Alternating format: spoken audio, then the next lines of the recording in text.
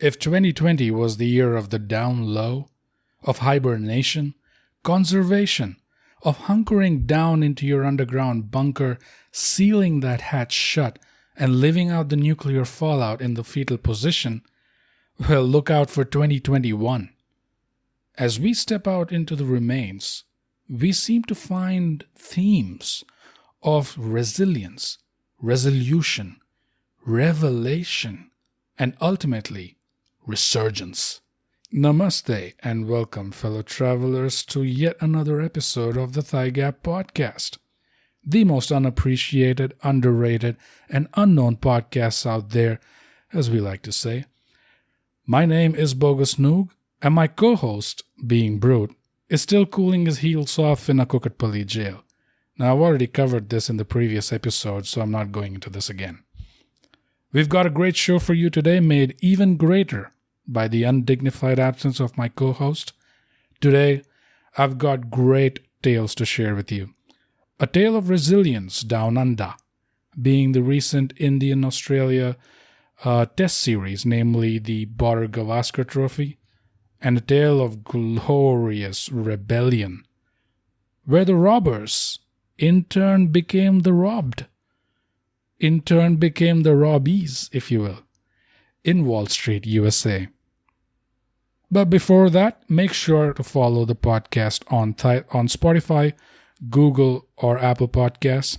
You can also write to us at mindthygap@gmail.com. That's all one word, mindthygap@gmail.com. Just say whatever you have to. And follow us on Instagram at _ThyGap and Twitter at ThyGap. Do all of these things, and one of these days we will feed you a cookie. Promise. The recently concluded Border-Gavaskar test series between India and Australia is being hailed as one of the greatest test victories, if not the greatest test victories of all time. Now, before I go any further, I should establish my credentials. As a follower of cricket in a country where it is obsessively followed by a billion other people, well, my standing is quite poor, actually. I don't know all the rules, can't name all the fielding positions, but it never mattered because I'm sort of a cricket romantic. You know, I've observed there are largely two kinds of cricket fans. Those who are rather pedantic and semantic, and then there's the other kind that floats in the clouds and stops and smells the proverbial flowers.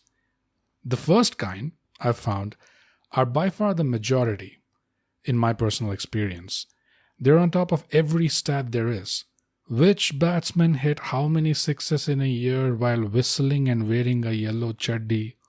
How many times a bowler scratched his nose before bowling a wicket ball during a solar eclipse? And how many times Kamran Akmal dropped the ball when Mercury was in retrograde? They love to get into these arguments. Speculative arguments about their player of choice versus the other guys. Then there's further speculation about how said player would have performed if he was born in the 40s, under different financial circumstances and worse hairstyle. The detailed conditionalities of these arguments get layered quickly, and you find yourself in a daze before you realize it's less of an argument and more of a mosh pit now. Now, at this point, does the appeal lie any more with the game or the argument itself, or is it with the mosh pit? It's not my cup of tea. I'm drawn more by the story surrounding the game, the human element, or the drama of the situation. I'm very happy watching legacy clips of a bygone golden era, where heroes of past swagger around. They walk the talk with fierce competitiveness that didn't have to be pointed out or yelled about.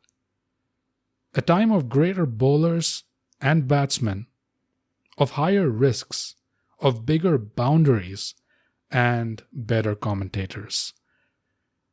These were also games of great intrigue, involving players who could be more human, more themselves, and that's owing to lesser scrutiny on the overall game, but I think that enriched the overall narrative of the game.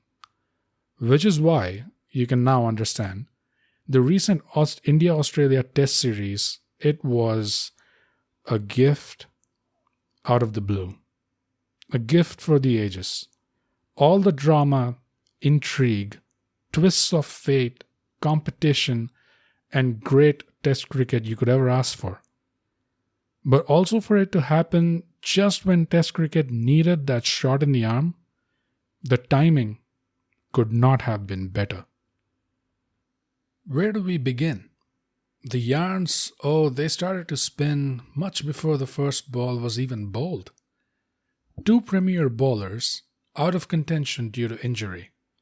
The captain, arguably the best batsman in the world, who at this point in the eyes of India's rivals has ascended to being the talisman of the team, is slated to return just after the first test, with three more tests to follow after that. The guy following him in captaincy, an absolute opposite to his flamboyant, boisterous characteristic, a quiet, introverted vice-captain bearing eyes of sleepy aggression. Let's keep score here. 3 players known to be sitting out before the series even started. Australia, on the other hand, brings to the table shaky opening bats, a middle order of some promise, followed by possibly the finest bowling attack going around. What's more, with Steve Smith back in the squad and David Warner threatening to return from injury by the third test, things are not looking very good for India. Nobody had a single clue of just what they were in for. The first match in Adelaide brought a pitch that was basically Dance Dance Revolution. Apart from the batsmen and probably the money interests, everybody else enjoyed that, starting with the bowlers. A match that was largely driven by India goes into the second innings, and then the loudest silence you could hear in Asia. All you heard was the painful sound of bat edge and glove. Rinse and repeat. India were wound up, their shop shut, inside of 30 minutes of play. A premier batting side getting bundled for 36, followed by a deafening silence from the Indian dressing room well until the end of the second test. But before we get any further, Adelaide also claimed an Indian bowling spearhead in Mohammad Shami, who met a rising ball to his unfortunate elbow. 4 players out. Going into the second test at Melbourne, a ground that had caught a lot of flack for the cadaverous quality of its pitch, the deafening silence of the Indian dressing room was met with loud predictions flying thick and fast on social media. Predictions of a washout. Predictions of meek surrender. Lying underneath those arguably reasonable predictions was hope. Hope of basking in the Australia of old, of absolute dominance and destruction. Everything hurtling towards Melbourne at breakneck speed, while the Indian dressing room slowed down time for themselves. They saw the script being written, the proverbial writing on the wall, but no one outside expected them to have the gall to try and enforce a script of their own. The day after the 36 freak show, no one in the Indian outfit spoke a word. No one addressed what had happened. Players eager to start training were denied. Practice sessions were called off.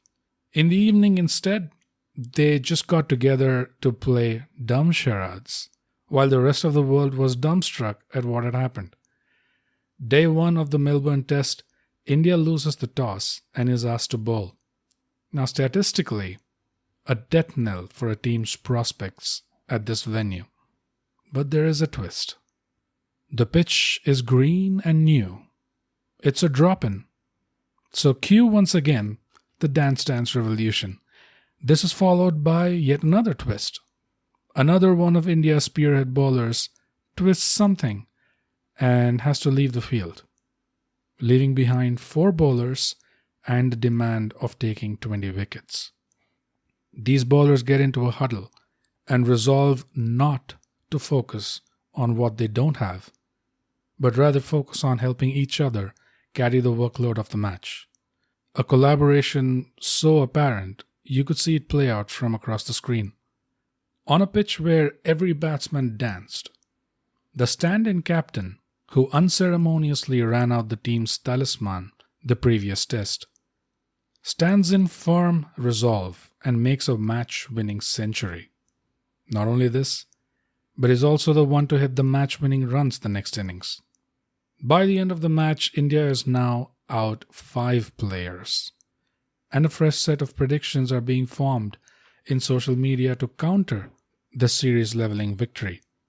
The venue of the next match was not even known at this point due to, COVID and the pandemic and 2020 and all that. But let's make sure you're keeping score now. 5 players out. By the third test at Sydney, things are evenly poised with the series at 1-all. And as is their wont, India lose an important toss again. India supplements their bowling attack with an addition to take it from 4 bowlers to 5 once again. But with a pitch more classical and their tenured pacers in the hospital, Australia finds wings to take themselves to their highest total in the series up until that point. In response, India falls short. Their young wicketkeeper batsman, a maverick, a Destiny's Child, touted as a match winner, cops one on the elbow, and it's unsure if he will bat the second innings. India's all-rounder spinner gets the thumb on his spinning hand dislocated by yet another rising ball. The guy who claimed 4 wickets and a 5th by a run-out that displayed otherworldly agility could not bat or ball anymore in the match. The bowling attack so loses 1 yet again to come down to 4, while the batting is at risk of losing 2 in-form batters. Australia makes merry and capitalizes on their lead to significance, declaring at the end of the penultimate day to force a result. Now, Sydney was critical as the next venue was in Brisbane, and the last visiting team to beat Australia there was in 1988. A West Indies team captained by a king about 32 years ago. So India have a decent start with the bat, and things stayed decent. That is until the Maverick came out to bat on painkillers. Partnering with India's Wall 2.0 at the other end, the unstoppable force and the immovable object caused momentary chaos and even threatened the chance of victory. Fate, though, had other plans in mind, and so the Maverick fell to temptation.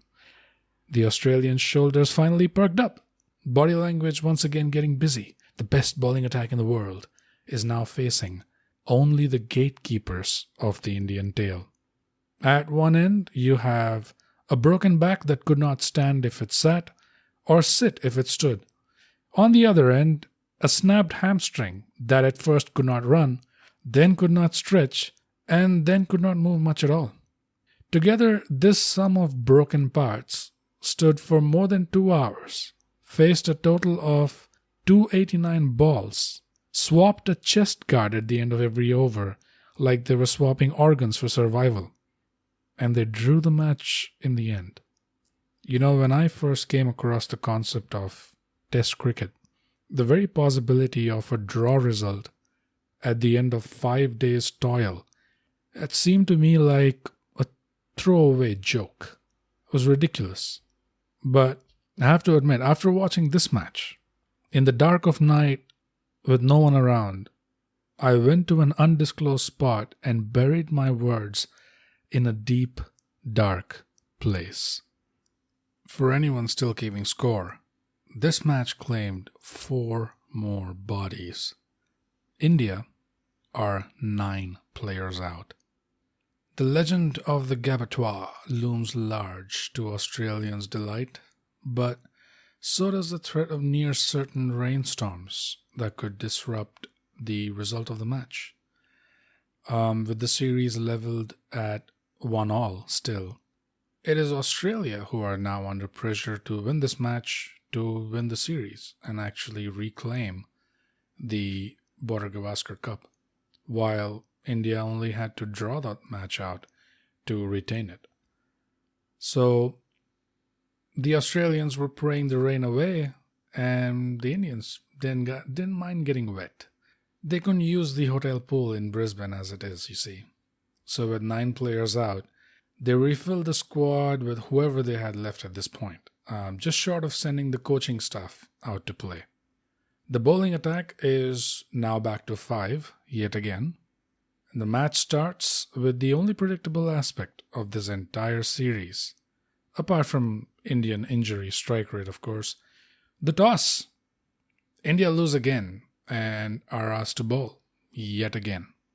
And owing to certain planetary positions, one of the 5 bowlers yet again has to walk off mid-over due to injury, leaving India with the auspicious 4. It seemed like a cosmic requirement by this point. India are able to restrict Australia to a decent total in the first innings, but in response, they fall distantly short of the target, and before you know it, they are already down to batters 7 and 8. It's not called the Gabbatoir for nothing. So once Australia wipe this tail out quick and they take the match away, with a sizable lead the next innings, the series would have been won and the Gabba would have claimed yet another victim. The batters at 7 and 8, though, both turn out to be joker cards from the playing deck.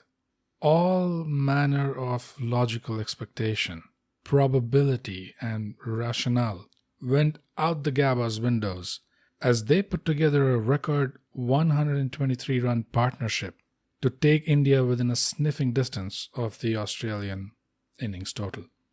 This after they each claimed 3 wickets in the first innings. At this point, it is only human to sympathize with the Australians. It is especially understandable to sympathize with Pat Cummins. But Australia come back in the second innings with yet another daunting score on day 4, rendered all out by India while everyone else were calculating the best time and score for a declaration. What followed on day 5 with India's batting was a perfect gist of the fight and aggression they showed in the series. Not raging, but relentless. A heat that was not so much red hot as it was white hot.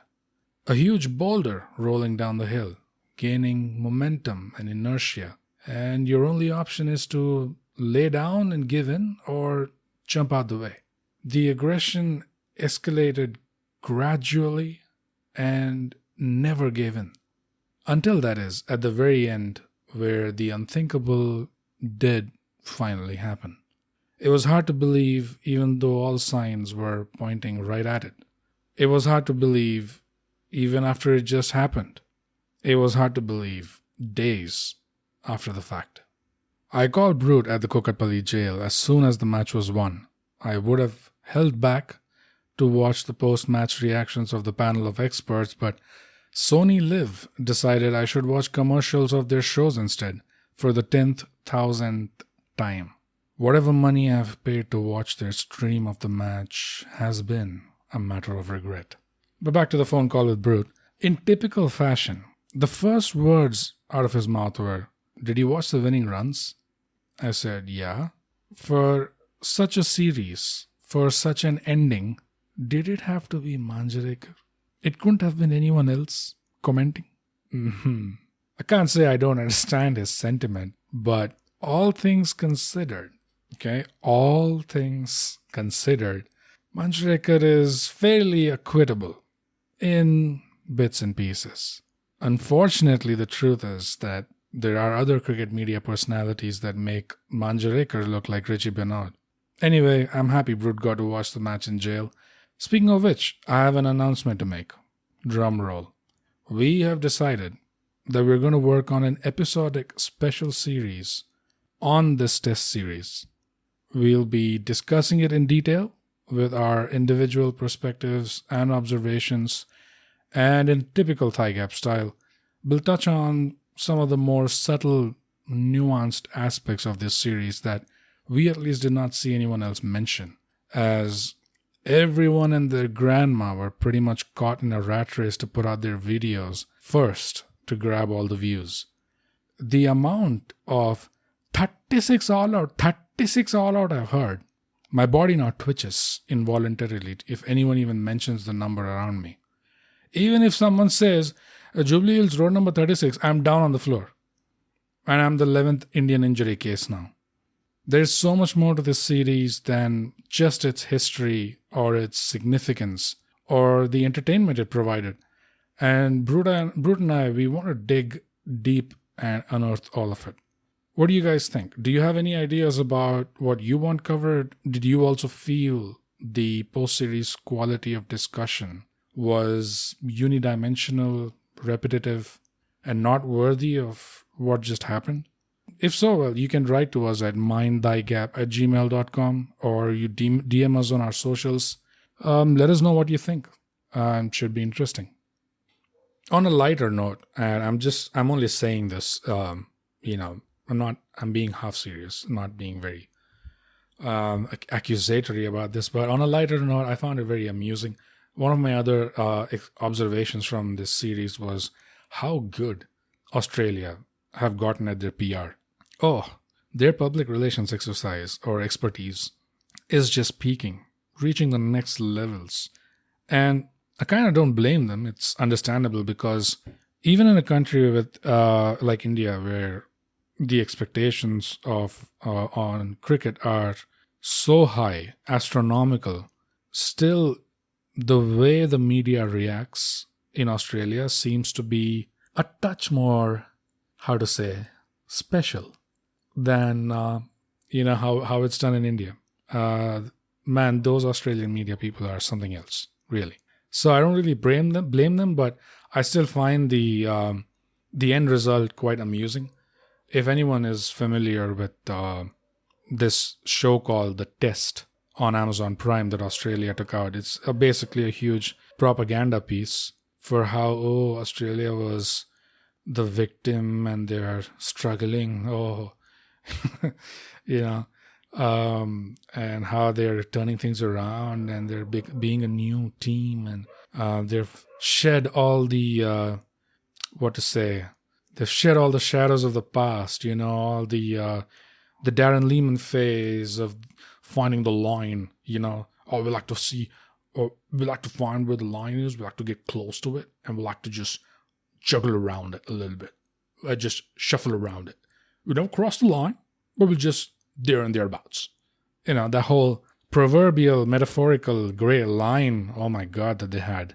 But now JL, Jesse Langer, JL is here to change things. Tim Payne is here to change things. Hey, everybody likes him in the team. So I could never get myself to watch that because, it just stank. I just watched short clips on YouTube, and yeah, I caught the smell from that right away. It's just huge propaganda. Okay, I mean, it's required for them over there because, like I said, their media is something else. And so I watched a few clips of that. It made me laugh. And because we know, it's like, we're changing our behavior. Please. All these years we've watched you. You can't just, what is this? You can't just change clothes, and be like, I'm brand new. Nah, we saw that in Sydney, didn't we? We saw how the colors came out in Sydney, right? Yeah, can't wait to get you the Gabba, mate. So it was never really gone, and quite frankly, I sympathize with Australia because they seem like a team that really is fueled on Bainta, sledging. it seems like it really adds to the game, when it's also confounding for a non-Australian, because even without the sledging or the bainta, they're quite talented. They're quite skilled. I mean, they're really good. So from an outsider's perspective, it's always a scratch of the head for us, that do you really need it? But the way it looks from their side, it seems, yeah, they really need it for some reason. From their behavior, it seems like they really look disabled without being able to freely do their thing, dance around the line and never cross it. No, we never cross it. We'll just move it a little bit. So, I figured if that's the case, if that's really what's hampering you, that you're not able to shoot your mouth off, the solution is right underneath your noses. It was right there all along. It's the most simplest solution that you couldn't have missed. It's, what do you call it? The simplest solution? Occam's razor, Foucault's pendulum, Badrinath's blade, whatever. But basically the solution is, you sledge each other, mate. That's it. If that's what gets you going, and sledging your opponents gets you in a soup with ICC or CA or BCCI or whatever, sledge each other. Get each other fired up. Of course, not everyone in that team responds to it the way you want it to. So, and they know better who in their team responds to it. Mitchell Stark responds to it. If he gets pissed off, the balls are going to fly. So, sledge Stark, sledge whoever you think is going to perform better. Matthew Wade, sledge Matthew Wade. Sledge each other, get the best out of each other, and it will leave your opponents confused, for one. So you have that strategic advantage, at least in the beginning. And the umpires can't do anything, because you're not going to complain to the umpires about your own teammates sledging. And it's actually going to get pretty scary for your opponents to watch you guys rile each other up to a frenzy, and there's no worrying about where the line is, how thick the line is, did we move it, did we jump across it, are we still shuffling around it? None of that concern. Go for it, It's you versus you. Rile yourselves up, win the match. There you go. You're welcome. No payment necessary. ThyGap, subscribe. The other thing that was funny from my side was the Australian way of responding to media questions, especially, when they're not so eager to take those questions in situations of a loss, or situations where they were caught with their pants down, or you get the drift. So it's always like, I like how, almost every Australian response in that kind of a situation starts off with a twang. This throwaway, like casual twang. Like, yeah. If I have to give you an example, Tim Payne, let's say, he loses a match, and he'll just come back, and the question would have been a loaded one, and any other captain would have gone on immediate defensive and come up with some reasons, or at least say that, we'll analyze it after we go back to the drawing room. We'll discuss it amongst ourselves. Nah, the Australian way is different. It's just, we just thought we wanted to do this. It didn't work out, and they played really well. And, it's done. What's done is done. This is very important. The third aspect, the final touch, is what's done is done. Let's move on to the next one. This, and I'm paraphrasing, but it always ends with this. No matter what they say, it starts off with that singy-songy twang. And it was, it's done, and we got to think about the next match. We got to move on, and on. And so almost every question is pretty much just brushed away like that. Oh, but what did Payne do after that sudden, unexpected press conference after the Sydney test the next day, where he specifically wanted to address his bainta with Ashwin? There was no twang there. Nah. No. There it was sincere. It was, I let the team down. I dropped a few balls. I shouldn't have behaved in that way. And, very statesmanlike. Yeah, no twang, no throw-offish. No, let's move on quickly from this, please. No, none of that. Very different. And even, Justin Langer's famous post-series speech, almost politician-like. Never, ever, ever underestimate the Indians. Now, a lot of Indian fans were, to say they were delighted, it would be an understatement. But me, not so much. At ThyGap, we see things differently. And when I saw that, I was like, wow, these guys are good. These guys are really good with their PR, because to come out of the series and not just give a standard boilerplate, response like grace and defeat. No, that was not enough. He went over and above. He went octaves higher. He pitched it up, really pitched it up. And he made such strong statements that you could almost guarantee that the media would spend quite some amount of time on those heavy, meaty, juicy quotable quotes. Come on.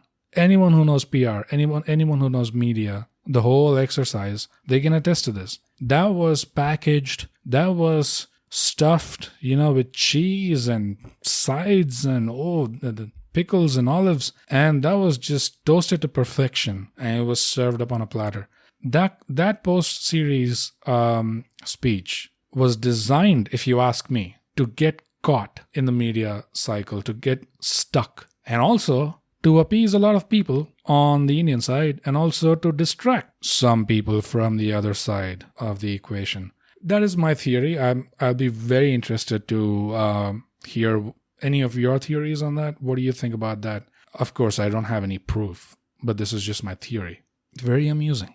So I was thinking, what would some of the Australian reactions be, after similar situations? Let's say, like how for Steve Smith after that incident with, I'm not going to comment on the incident itself, but the whole Steve Smith rubbing out the guard, Rishabh Pant, became such a huge thing. And Tim Payne almost was like, yeah, it's just a Steve being Steve. Steve. Yeah, ever since he was a little kid, it's just batting. He just wants to bat all the time, And yeah, that's just Steve. Steve's just being Steve. Hey, okay. What about Cameron Bancroft, back in South Africa? Yeah, Cam. Ever since he was a little kid, he was very obedient. He always did what others told him to do. That's just Cam being Cam. Yeah. Justin Langer, they actually gave this reason. This was literally the reason given. Justin Langer, he flipped those bails off when you were walking by in that match against Sri Lanka. Yeah, ever since he was 10, it was a sentiment. He had a sentiment that he walked by and touched the bail. Really? Some funny sentiments you guys have. What about Panta? Yeah, I just Panta being Panta. Panta. It's a very grounded sort of guy. It's very down to earth, if you know what I mean. Very grounded. What about Pup? Pup. Hey, Pup. Pup. Pup's always being Pup. He's always loved his cricket. Always stood his ground. Always stood his ground. Ever since he was a little kid, he stood his ground firmly, even if he nicked off the first slip. Anyways, I'm just kidding. It's not, like I said, I'm joking. It's just banter. It's just banter, mate. All right. Wow, this episode went long and quite against our goal or objective of being within 30 to 35 minutes short. And I didn't even get to my next tale of the great robbery of the Wall Street. But I'll save that story for the next episode. But that's a juicy one. All right, come back next week for that. And who knows, maybe Brute will be out of jail by then or not. Don't really know. Really depends on how his behavior goes in that Kukatpally jail. I'm not sure if I'm hoping for him to be released soon or not as well. Let's see. But until then, you guys know what to do. ThyGap, subscribe, and share, guys. And share. Hey, thanks for listening. You can follow this podcast on Spotify to get notified of new episodes every Thursday. We're also on Apple Podcasts for those of you who have partaken in the forbidden fruit. If you liked what you heard, leave us a 5-star rating and a comment. Say anything like the quick brown fox jumped over the lazy dog. A rating and a comment really helps us out. It's free, and I'm told that's a great price. But enough about us, huh? Tell us about yourself. Leave us a comment. Our Twitter is @ThyGap, and we are _ThyGap on Instagram.